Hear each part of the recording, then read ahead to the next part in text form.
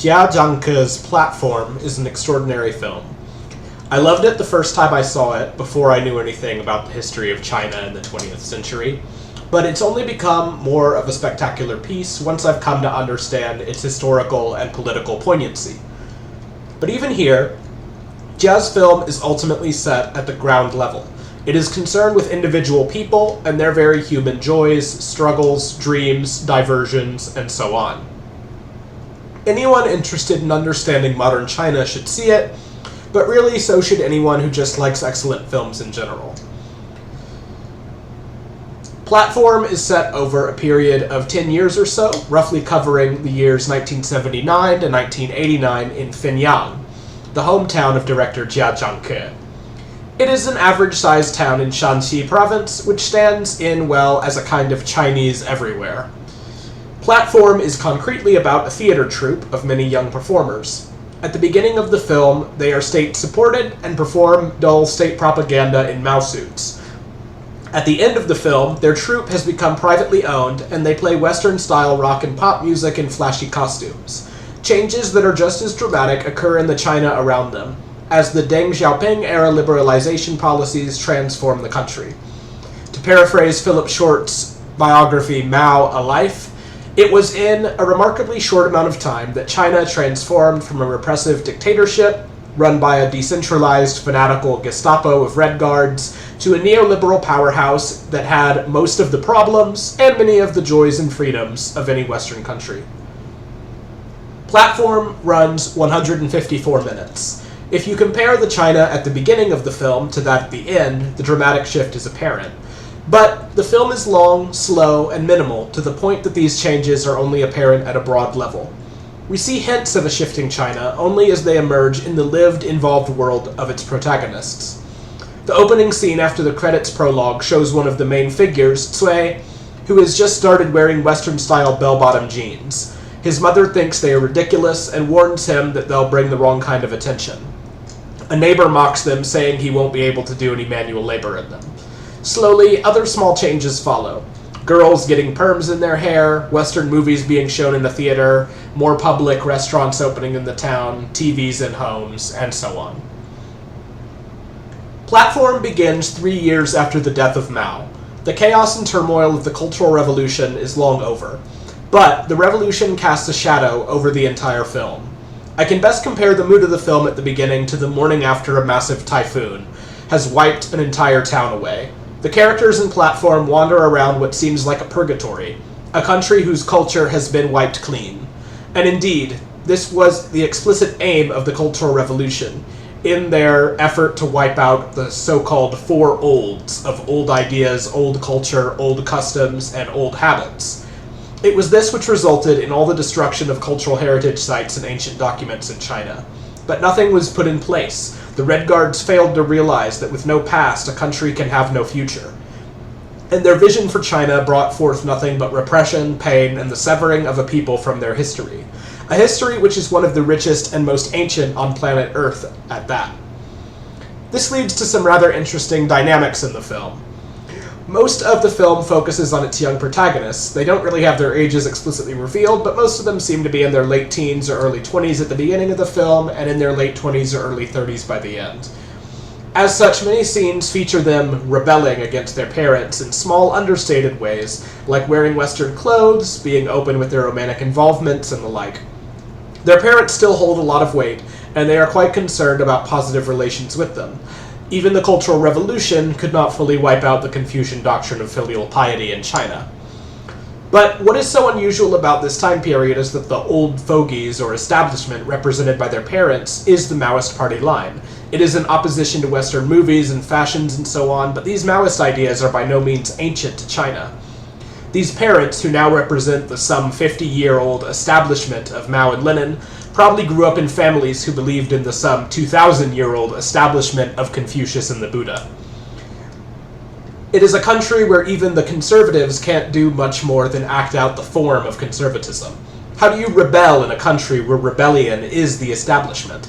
Such is the strange environment of a country where the typhoon of the Cultural Revolution has wiped the slate clean in such tragic ways. Filial piety remains as a traditional reflex, but the ideological content of that tradition has been cleanly severed.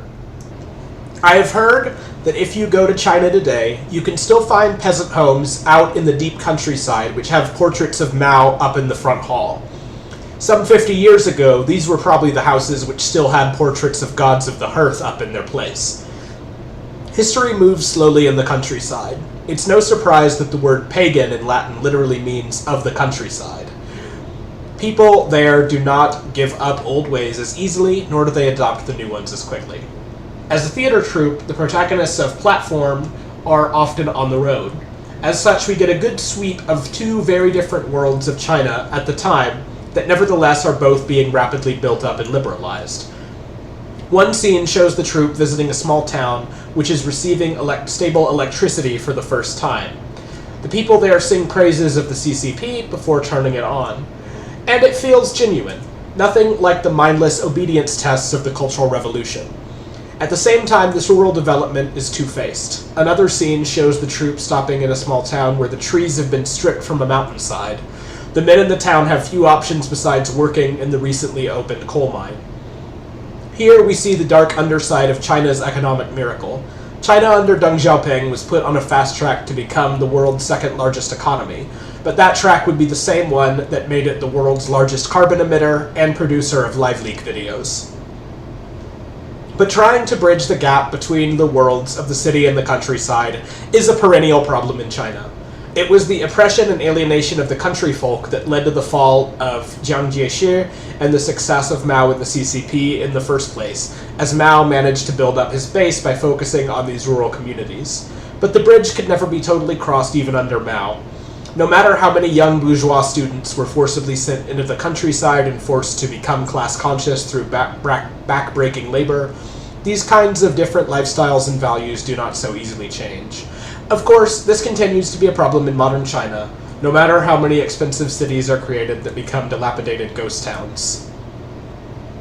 There's no suspicion of Platform romanticizing the barbarism and depravity of the Mao regime. The fact that the film has still never been officially released in China should be proof enough of this, but I don't think you can call it a particularly optimistic film about the reign of Deng Xiaoping and direction of China under him and Jiang Zemin either.